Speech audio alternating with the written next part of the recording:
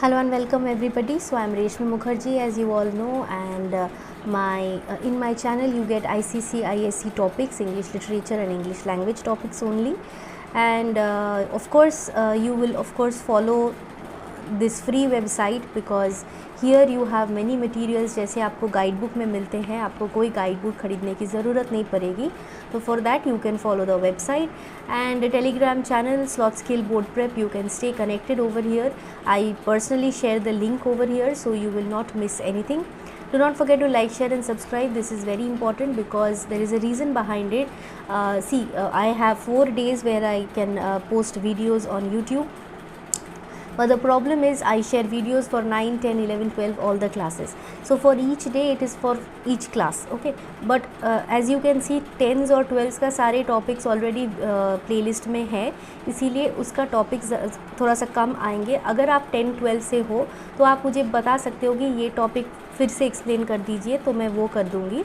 नहीं तो हम क्वेश्चन पेपर्स डिस्कस करेंगे लाइव क्लास में या फिर रिकॉर्डेड क्लास में. और अगर आप क्लास 9 और 11 में हो जिसके लिए न्यू टॉपिक्स आए हुए हैं, उनके लिए मैं बोल रही हूँ कि अगर आप फॉलो कर रहे हो तो व्यूज़ ज़्यादा जिसका आएगा उसी का नेक्स्ट ज़्यादा नंबर ऑफ़ वीडियोज़ रहेंगे. जैसे कि क्लास 11 का मैकबेथ ज़्यादा आ रहे हैं तो उसका for example I am saying कि उसके ज़्यादा वीडियोज़ आएंगे. कि अगर आप क्लास 9 का मैं देखूँ कि टॉपिक ज़्यादा है तो उसका वीडियो ज़्यादा आएगा. तो ये केयरफुली कर लेना क्योंकि जिसको बेनिफिट होगा उसी का वीडियोज़ रहेगा ना. तो अकॉर्डिंगली शेयर करो. जितने भी आप क्लास 9 से हो तो क्लास 9 के स्टूडेंट्स के साथ शेयर करो और वाइस वर्सा फॉर 11, 12 ऑल्सो. अभी नेक्स्ट पेज में we will discuss about the class timings of YouTube. This one you already know about the private class batch for this one that started from April, and this one is your class timings. These are YouTube class timings. Do not confuse. These are not your private class batches, okay. These are YouTube class timings and you will get your recorded or live class इसी timings पर. Available offers में जो लोग tuition classes में नहीं जाना चाहते हो, सेव करना चाहते हो फिनेंशियली, उनके लिए you can share your question papers directly to me. वो लाइव क्लासेस में डिस्कस करेंगे या फिर रिकॉर्डेड क्लास में भी कर सकते हैं.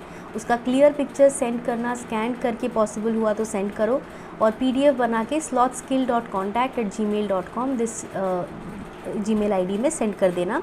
प्रीवियस वाला जो जीमेल आईडी है वो हम हैंडल नहीं करते हैं अभी, वो मेरा पर्सनल है तो उसमें मत भेजो. ये जो ऑफिशियल वाला है इसमें भेजो तो टीम देखेगा इसको और फिर your papers will be discussed. So now let's begin. आज का टॉपिक क्या है? आज हम डिस्कस करेंगे सोनेट 116. सोनेट 116 इसका नाम से ही हमें एक डाउट होता है कि what is this, okay, why, what is a sonnet? 116, why 116 number, all these are important. तो इसके लिए first thing that you will have to know is इसके 2 parts में videos आएंगे. पार्ट 1 में हम लोग लाइन वाइज एक्सप्लेनेशन आपको मिल जाएंगे. थोड़ा सा आइडिया होगा विलियम शेक्सपियर कौन है, ये सब के बारे में आपको पता ही है. विलियम शेक्सपियर कौन है, इतने सारे ड्रामाज जो कर चुके हैं हम ऑलरेडी. तो ये हम शेक्सपियर का पोएम्स भी पढ़ लेंगे. उसके पोएम सेपरेटली सोनेट बोलते थे उसको. लेकिन पार्ट 1 में हम लाइन वाइज एक्सप्लेनेशन देखेंगे. पार्ट 2 में हम डिस्कस करेंगे इसके क्वेश्चंस, इसका जो स्टाइल, इसका जो थीम, व्हाटएवर क्वेश्चंस आ सकते हैं उनका डिस्कशन हम पार्ट 2 में करेंगे. ठीक है. तो फिर MCQ के लिए ये जो पोर्शन है ये बहुत ही इंपॉर्टेंट है क्योंकि आपको आइडिया रहना चाहिए कि कौन सा वर्ड क्या मीन करते हैं ताकि आप आंसर लिख पाए. ठीक है. तो चलते हैं interesting facts about the poet. ये जो पोएट है मतलब कौन सा पोएट? William Shakespeare. ये जो पोएट है इसके बारे में कुछ इंटरेस्टिंग फैक्ट्स हैं वो हम देख लेते हैं. Shakespeare's plays have been translated into every major living language. मतलब जो भी अब लैंग्वेजेस हैं जैसे कि इंग्लिश में, जैसे कि बंगाली में, जैसे हिंदी है, इतने सारे लैंग्वेजेस हैं, सब ऑलमोस्ट सब मेजर लैंग्वेजेस में इसका ट्रांसलेशन हुआ है. क्योंकि अराउंड द वर्ल्ड सारे ही जगह पे ट्रांसलेशन हुआ है क्योंकि ये बहुत ही इंपॉर्टेंट, सब इसका जो प्लेज है, इसका जो पोएम्स है वो सब जगह के लिए ही इम्पॉर्टेंट है. ठीक है. Despite his immense popularity and influence, relatively little is known about Shakespeare's personal life. इनके बारे में हम ज़्यादा कुछ नहीं जानते हैं. ये 16th century का पोएट था. There are many theories and myths surrounding his life, including the possibility that he was secretly Catholic and he did not actually write all of the plays. ऐसे भी सुने जाते हैं कि ये जो टॉपिक्स उसने लिखा है, ये जो प्लेज़ है, प्लेज़ का कुछ पोर्शंस, ये उनका लिखा हुआ नहीं है. क्योंकि हमें कैसे मिला, वो सारे काम कैसे मिला, हमें मिला उसके, ये जो है no original manuscripts of Shakespeare's plays are found today, ये हमें नहीं मिला है कहीं पे. लेकिन ये जो ग्रुप ऑफ एक्टर्स थे जो शेक्सपियर की कंपनी में काम करते थे, जिसका ड्रामा वो इनैक्ट करते थे ना, तो उन्हीं से हमको ये हाफ ऑफ द प्लेज मिला है. बाकी सारा हमें मिला भी नहीं है ठीक से. Shakespeare's works have been adopted into films, TV shows, बहुत सारे टीवी शोज़ हमने देखे हैं, फिल्म्स देखे हैं, रोमियो जूलियट का, ओके, बहुत सारा टॉपिक्स देखे हम लोग, जो जिसका मूवीज़ भी आया हुआ है, प्लेज़ भी आया हुआ है, ठीक है ना, मैकबेथ का जैसे. तो फेमस एडाप्टेशंस लिए हुए हैं इधर उधर करके. शेक्सपियर का बहुत ही फेमस एक राइटर, प्ले राइट थे जिसके वर्क्स वर्ल्ड वाइड फेमस है. ये है इम्पॉर्टेंट अबाउट शेक्सपियर. अभी चलते हैं फर्स्ट पोर्शन. नाउ ये हम जो चार लाइन करके हम लिखे हैं, इसका भी मीनिंग है, वो हमें बाद में पता चलेगा. इसका ये मैंने क्यों 4 lines have kept in different pages. Okay, let me not to the marriage of true minds admit impediments. मतलब let me not to the marriage of true minds, इसका English meaning what it means is the speaker begins the sonnet with a plea, मतलब with a request not to allow this. These not words are very important over here. ठीक है, ये not बहुत ही important है यहाँ पे कि ये स्टार्ट ऐसे होता है कि it is a request not to the marriage of true minds, कि allow nothing to hinder the union of true minds. मतलब जो ट्रू लवर्स होते हैं उसके मैरिज में उसको उसके साथ आने का जो ये साथ रहे हैं, इसके बीच में कोई इम्पेडिमेंट्स नहीं आना चाहिए. मतलब there should not be any obstacles. ठीक है, मतलब love should not be obstructed or hindered. Admit impediments. Love is not true which alters when it alteration finds. ये बहुत ही स्वीट सा एक लाइन है. मतलब अगर आपको कोई ऑप्शन मिले और आप सोचे कि चलो वो बेटर ऑप्शन है, हम उससे प्यार कर लेते हैं, तो फिर वो प्यार नहीं है. If See, love does not change or alter when faced with changes in circumstances or events. जैसे आज माँ बाबा ने नहीं माना तो हम ऑल्टरेशन ढूंढ लिए. ठीक है, आज उसके पास ज़्यादा पैसा नहीं है तो हम किसी और के पास चले गए जिसके पास बहुत पैसा है. ऐसे अगर शिफ्ट हुए तो that is not true love. वो ट्रू लव हो ही नहीं सकता. और bends with the remover to remove. Bends with the remover to remove मतलब it does not allow itself to be moved or changed by someone else's will or desire. मतलब किसी ने, मतलब ये जो रिमूवर है जो चाहते हैं कि आपको अलग कर दे, ठीक है, आप दोनों को अलग कर दे, ये जो पावर है जो चाहते हैं आपको डिवाइड करने के लिए, उसके बाद आप कभी नहीं मानोगे. That person who is in love, मतलब जो प्यार करते, ये जो दो प्यार करने वाले हैं, ये दोनों को ये रिमूवर कभी भी अलग नहीं कर सकते. मतलब डरा के, धमका के, अच्छी सी बात बोल के, ठीक है, कुछ इसके बारे में गलत बोल के, एक दूसरे के बारे में गलत बोल के, ऐसे कोई चीज़ नहीं हो सकता है जो इन दोनों को डिवाइड कर पाए. दैट इज़ ट्रू लव, है ना. First 4 lines clear. अभी चलते हैं नेक्स्ट पेज पे. इसका जो पिक्चर्स है वो भी देखो, बहुत ही थोड़ा सा आइडिया भी हो जाएगा आपको. Oh no, it is an ever fixed mark that looks on tempests and is never shaken. It is the star to every wandering bark whose words unknown. What is the meaning of this? Oh no, it is an ever fixed mark. मतलब ये जो कभी सब negative में बोल रहे हैं ना कि अगर ये होता तो that is not true love. If ये नहीं है that means it is not true love. ठीक है, अब बोल रहे हैं oh no, it is an ever fixed mark. मतलब the speaker emphatically states that true love is unwavering, जो चेंज नहीं हो सकता. ये जो ट्रू लव है वो कभी एवर फिक्स्ड ना, वो फिक्स्ड है, हटते नहीं है इधर उधर, ऐसे पेंडुलम जैसा नहीं करते हैं, कभी एक दूसरे को चाहने लगा, कभी इसको चाहने लगा, ऐसा नहीं हो सकता है. That looks on Tempest. Tempest का सिंबॉलिक मीनिंग है, टेम्पेस्ट मतलब क्या है, स्टॉर्म, ठीक है। तो कोई भी स्टॉर्म आए, मतलब कोई भी प्रॉब्लम आया लाइफ में ये लव स्टोरी में, एंड इज़ नेवर शेकन, वो सारे ही टेम्पेस्ट जो है मतलब it remains steadfast even in the midst of the turbulent seas और स्टॉर्मी सिचुएशंस। मतलब कोई भी डिफ़िकल्ट सिचुएशन आया, ही इज़ नेवर शेकन, वो कभी आप अपने रास्ते से हटेगा नहीं, ठीक है। It is the star to every wandering bark, मतलब love is compared to a star. ये जो हमें दिख रहा है ना यहाँ पे स्टार, ये स्टार जैसा है लव, ठीक है। क्यों स्टार के साथ कंपेयर किए हैं, क्योंकि ये क्या करते हैं, गाइड करते हैं किसको, वॉन्डरिंग बार्क को। ये बार्क मतलब होता है ये शिप, तो डायरेक्टली इसका मीनिंग है कि ये जो स्टार होता है ना, जैसे गाइडिंग स्टार देख के रास्ते, पहले शिप्स को तो इतना सारा कॉम्पस वगैरह ये सब नहीं था, तो ये गाइडिंग स्टार्स को देख के समझ के रास्ता ढूंढ लेता था अपना। तो वैसे ही ये love is like a guiding star, आपको कोई इधर उधर ख़राब रास्ते में जाने ही नहीं देगा, एकदम सीधा जाएंगे आप, ठीक है। Whose what's unknown, मतलब the value of true love is immeasurable. Can you measure कि अच्छा मेरे पास 100% love है, that is not possible. How can you measure it? Although his height be taken, मतलब true love is not something जो आप major कर पाओगे, and हम लोग समझ भी नहीं पाते उसका हाइट कि कितना तक जा सकते हैं। ऐसा भी मतलब कभी ऐसा सिचुएशन नहीं आया तो आपको पता भी नहीं चलेगा कि आप अगर किसी से प्यार करते हो तो उसके लिए जान भी दे सकते हो, लेकिन अगर सिचुएशन आए तो वो भी कर दोगे, ठीक है।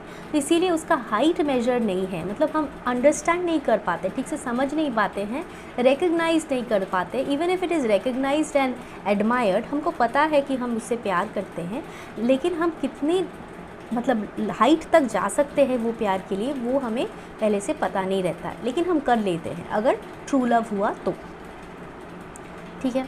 अभी चलते हैं नेक्स्ट पेज में।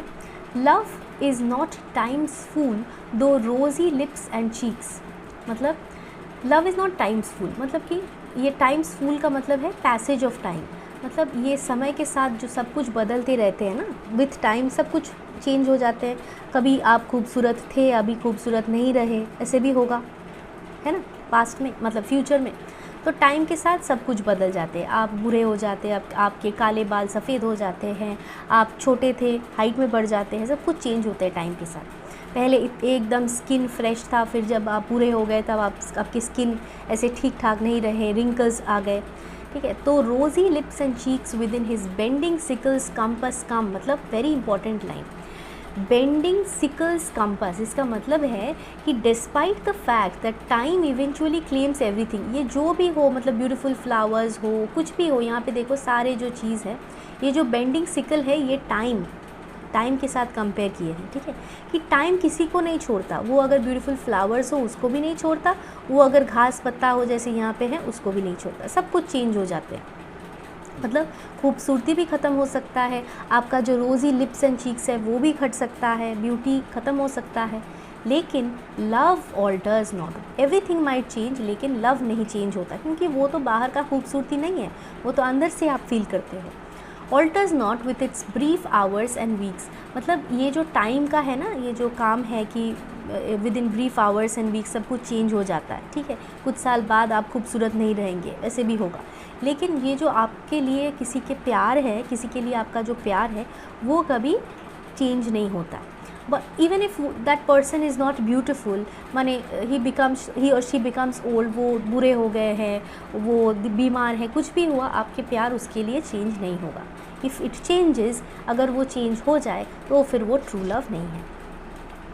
But bears it out to the edge of doom, edge of doom का मतलब है कि एकदम मतलब एंड ऑफ लाइफ तक, until the end of time itself, ठीक है, वो चलता रहता है, कभी उसका मतलब कोई ऐसे वैवर नहीं करते हैं, वो शिफ्ट नहीं होते हैं, वो चेंज नहीं होते हैं, ठीक है, तभी वो ट्रू लव है। और लास्ट का 2 लाइन जो है, देखो 4 लाइन करके हम लोग तीनों पेज में रीड किए, मतलब 4, 4, 8, 9, 10, 11, 12, 12 lines over. These are the last 2 lines. This is called a couplet and total number of lines in a sonnet is always 14. 14 line का पोएम रहता है सोनेट, और लास्ट 2 लाइन अलग से होते हैं, वो कपलेट है, COUPLET। ये हम देखेंगे नेक्स्ट वीडियो, मतलब पार्ट 2 में भी डिस्कस करेंगे। लास्ट 2 लाइन्स देखते हैं, ये summarise, this is a conclusion कि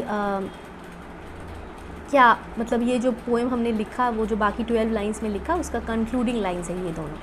इफ़ दिस बी एरर, मतलब ये जो भी मैंने ऊपर कहा, ये अगर गलत हुआ, मतलब the speaker is concluding by saying that if his belief in true love is proven wrong, मतलब ये जो भी मैंने बोला ऊपर 12 लाइन में जो भी बोला, वो सारे अगर गलत हुआ, मतलब मैं अगर गलत प्रूव हुई ट्रू लव के बारे में, मेरा जो ख्यालात है वो अगर गलत प्रूव हुआ, तो आई नेवर रिट का मतलब है he declares that he never wrote this sonnet, then he will believe that ऐसे मैंने कविता कभी लिखा ही नहीं, ऐसे पोएम मैंने कभी लिखा ही नहीं, मतलब सब कुछ गलत प्रूव हो जाएगा ना। और नो मैन एवर लव्ड, और ये भी मतलब मुझे आइडिया हो जाएगा कि कोई किसी को प्यार ही नहीं किया कभी, ठीक है। अगर मैंने जो पॉइंट्स बोला वो अगर ट्रू प्रूफ नहीं हुआ, द वर्ड्स फॉर लव, कि लव का मीनिंग क्या है, जब आप सेल्फलेसली प्यार करते हो, जो टाइम के साथ चेंज नहीं होता है, जो हर वक्त कोई भी डिफ़िकल्टी झेल लेता है, वो ये सब पॉइंट्स अगर गलत हुआ तो मैं सोच लूँगी कि कोई किसी को प्यार किया ही नहीं अभी तक, ठीक है। These are the concluding lines of the poem, और ये है हमारा पूरा पोएम का एक्सप्लेनेशन। मुझे लगता है कि आपको अच्छा ही लगा होगा। ये बहुत ही प्यारा सा लव स्टोरी, मतलब ट्रू लव का मतलब क्या है, जिस्ट है कि मतलब एसेंस ऑफ ट्रू लव होता क्या है। ट्रू लव हम सारे लोग बोलते रहते हैं ना, हम इससे प्यार करते हैं, उससे प्यार करते हैं, वो हमारा क्रश है, वो हमारा इन्फैचुएशन है, लेकिन जो ट्रू लव होते हैं वो देखो, आप अगर किसी से प्यार करते हो तो आप देख लो कि आप ये जो ऊपर का पॉइंट्स है वो सही है आपके लिए कि गलत, तो फिर आप प्रूफ मतलब आप खुद को प्रूव कर लोगे कि हाँ चलो मेरा जो लव है इसके लिए, ही और शी हुएवर इट इज़, उसको मैं सच्ची में प्यार करती हूँ। Okay, if you just check the points, tick the points, ये सब आप कर पाओगे, if whether you will be able to do it for your love और नॉट। अगर है that means that is true love, you can fight any force. अगर आपके पापा मम्मी बोल दे कि नहीं प्यार नहीं करो, उसको भूल जाओ, तो भी आप डट के उसका सामना करना। अगर आपको लगे कि नहीं पता नहीं उसको तो ये नहीं है, उसके पास तो ये नहीं है, वो तो उससे ज़्यादा खूबसूरत नहीं है, ठीक है, वो लड़की तो ज़्यादा खूबसूरत है, तो अगर ये पॉइंट्स आपके दिमाग में हैं उसके मतलब है कि आप उससे प्यार नहीं करते हो, तो आप भूल जाओ उसको, ठीक है। तो ये आपका चेक करने के लिए लिस्ट है पोएम।